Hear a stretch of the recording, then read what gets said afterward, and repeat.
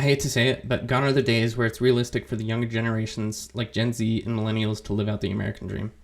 It's true, not everyone has the exact dream of living in a home with your spouse and kids with white picket fence, but I'm confident to say that most people still want to be able to afford a good home and live a good life.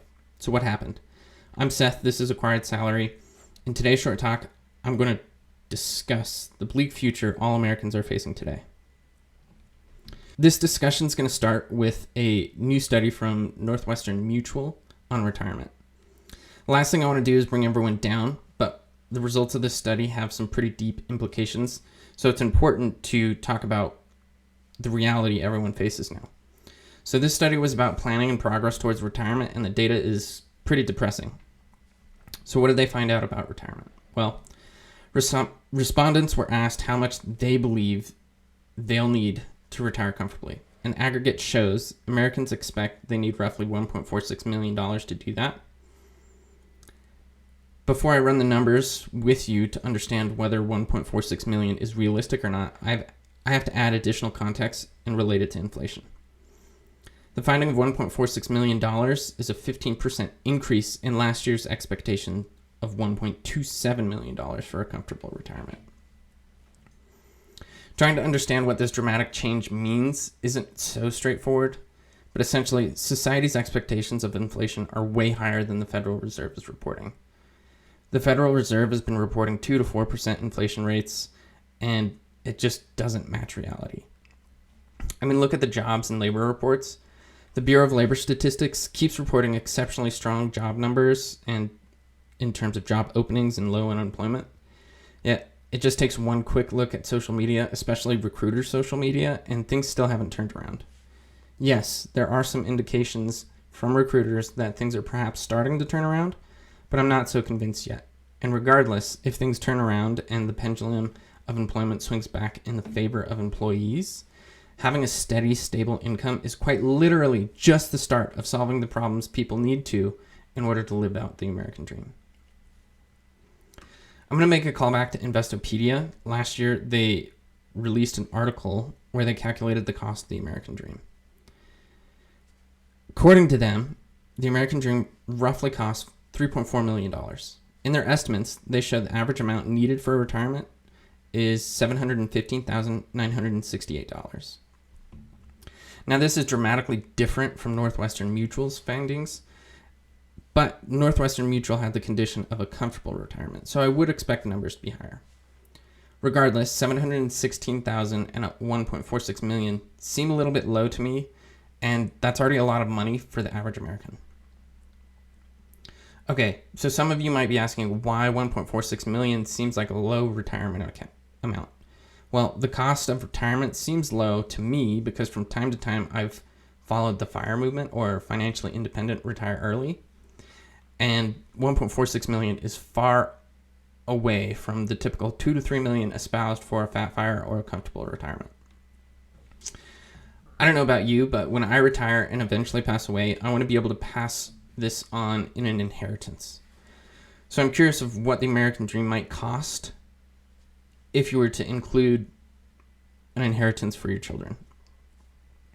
Now, before I calculate what is a more realistic cost of the American dream that allows you to pay it forward to your children, if you made it this far into the video, please like the video and subscribe to the channel, because it really helps grow Acquired Salary's reach, and it makes it easier for you to stay tuned to all our free tools, information, and perspectives. Getting to the calculations, I pulled some data, and this is what I found. The median weekly earnings, as reported by the Bureau of Labor Statistics in January, is $1,145. This equates to roughly $59,540 a year, or for easy reference, $60K a year. I have to make some assumptions here, but I'm assuming a comfortable retirement would look like roughly a 20% increase in annual spending or earnings, and that comes out to be $71,448. $72,000 for short. The FIRE movement recommends pulling no more than 4%, and it would be better to pull 3% from your savings and investments each year. This makes for the following calculation. Total savings is equal to your annual withdrawal divided by your withdrawal rate. Plugging the numbers in for $72K, you get a total savings need of $2.4 million. Okay, now let's take that back to the median earnings of 60K. $2.4 million divided by the median earnings equates to 40 years. I don't know about you, but this looks like horrible news because this assumes someone would be able to save their entire annual income before taxes, and it would take 40 years to do so in order to save for a comfortable retirement. I think this shows how important it is to invest in assets that make your money work for you, because otherwise the American dream is absolutely unobtainable. And we haven't even gotten to adjusting some of the bad assumptions Investopedia made to get to the $3.4 million. So, adjusting my assumptions, I now assume an individual making median earnings is investing 25% of their median pre-tax earnings per year. This results in an annual investment of $14,885 a year.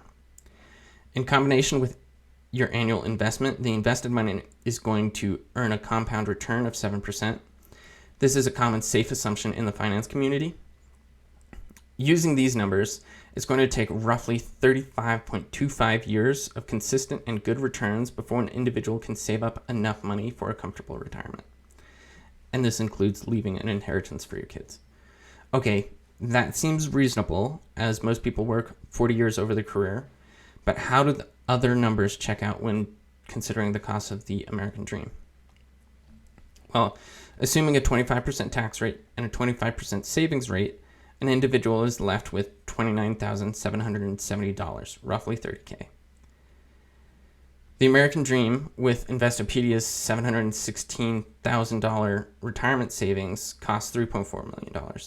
So pulling that out, the American dream costs $2.7 million. Dividing this $2.7 million by the amount an individual has to spend after saving for retirement and paying taxes gives us the number of years it would take for an individual earning median earnings to afford the American dream.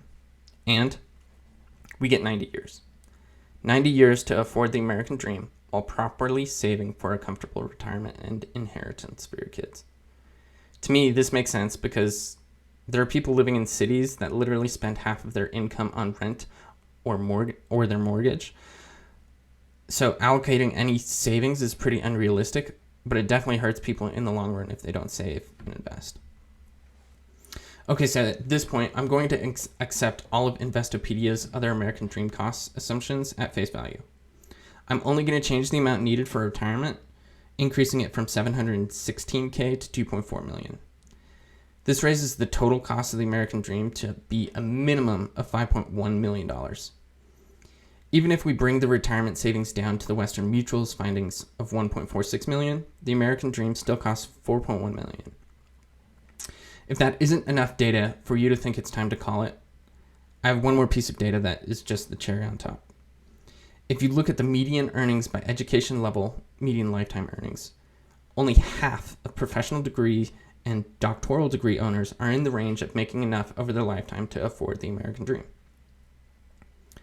Half of professional degree owners make more than $4.7 million over their lifetime, and half of doctoral degree owners make over $4 million over their lifetime.